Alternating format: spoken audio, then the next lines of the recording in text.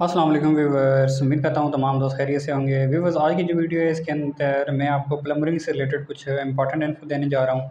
अगर आपके वाशरूम से भी स्मेल आती है तो उसकी क्या रीज़न है और उसका क्या सलूशन है, तो इसके बारे में भी इंशाल्लाह आपको बताऊँगा। तो यहाँ पर हमारे घर में अभी ये प्लम्बरिंग का काम हो रहा है। यहाँ पर पी ट्रैप्स लगे हुए हैं और ये जो बड़ा पी ट्रैप है ये सीट के लिए लगा हुआ है और इसके अलावा ये जो छोटा पी ट्रैप है यहाँ पर जो है वाशरूम का पानी आएगा। और इसके अलावा एक और यहाँ पर पी ट्रैप लगा हुआ है, इसमें वॉश बेसिन का पानी आएगा। और इसी तरह व्यूवर्स यहाँ पर एक लाइन अंदर की तरफ जा रही है किचन के अंदर, वहाँ पर भी एक पी ट्रैप लगेगा और उसमें जो सिंक का पानी होगा वो यहाँ से इस पाइप के थ्रू होते हुए यहाँ ड्रेन बाहर जो है ना हम उसको निकाल देंगे। तो व्यूवर्स, जहाँ तक बात रही है स्मेल की, तो स्मेल आने की जो सबसे बड़ी वजह होती है व्यूवर्स, वो होती है पी ट्रैप का प्रॉपर तरीके से लेवल ना होना। तो यहाँ पर देखें व्यूवर्स, ये पी ट्रैप एक लगा हुआ है और इसमें जो है इसका जो लेवल है वो ऊपर आप देख सकते हैं कि ये जो बबल है ये थोड़ा सा जो है ना आगे की तरफ, यानी ये पी ट्रैप पीछे से जो है थोड़ा सा डाउन है।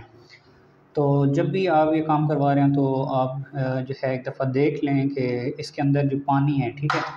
एक तो ये तरीका एक लेवल के साथ आप चेक कर सकते हैं। दूसरा ये कि भी फिर इसके अंदर अगर आप पानी डालेंगे तो आपको सुराख जो है ना वो नज़र नहीं आना चाहिए। तो यहाँ पर आप देख सकते हैं कि पानी जो है सुराख से ऊपर है, यानी कि ये जो पी ट्रैप है इसका जो सुराख आगे अंदर जा रहा है, ठीक है। तो वो अगर पानी उस लेवल से थोड़ा सा नीचे होगा तो ज़ाहिर सी बात है कि जो स्मेल होगी, ठीक है, वो वापस आएगी और इस पी ट्रैप से बाहर आएगी। तो इस तरह जो वाशरूम है उसके अंदर स्मेल आना शुरू हो जाती है। इस तरह अगर किचन के अंदर पी ट्रैप लगा है तो किचन में के अंदर भी जो है वो स्मेल आना शुरू हो जाएगी। तो पी ट्रैप लगाते हुए हमें बहुत ज़्यादा एहतियात से काम लेना पड़ता है और पानी का लेवल जो है ना अच्छे से चेक करना पड़ता है। बाज़ दफ़ा ये होता है कि कुछ पी ट्रैप जो होते हैं उनका लेवल सही नहीं होता, लेवल के साथ भी उनका हम नहीं चेक कर सकते। तो उसमें ये सलूशन है कि आप पानी डालें और पानी डालने के बाद भी बस आप देख सकते हैं कि पानी का जो लेवल है वो उस सुराख से ऊपर होना चाहिए जो जिसके ज़रिए ये पानी जो है ना यहाँ से पानी जो है वो बाहर जा रहा है। तो यहाँ पर भी आप देख सकते हैं कि पानी का लेवल जो है, मैं इसको थोड़ा सा हिला देता हूँ। तो यहाँ पर भी बस आप देख सकते हैं कि पानी का लेवल उस सुराख से ऊपर है। तो इंशाल्लाह इस पी ट्रैप से जो है बू वापस जो है नहीं आएगी।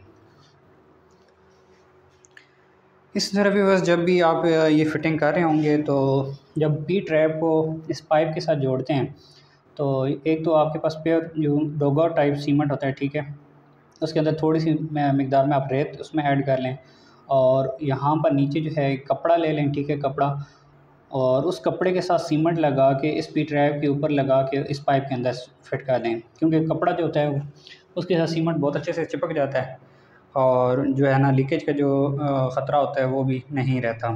तो भी बस यहाँ पर भी आप देख सकते हैं कि सीमेंट जो है ये पी ट्रैप और पाइप बहुत अच्छे तरीके से जुड़ गए हैं।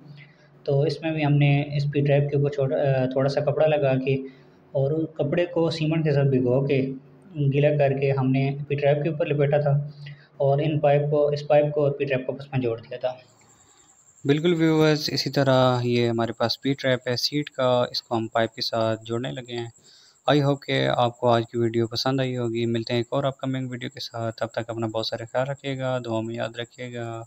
टेक केयर, अल्लाह हाफिज़, फ़ी अमान अल्लाह।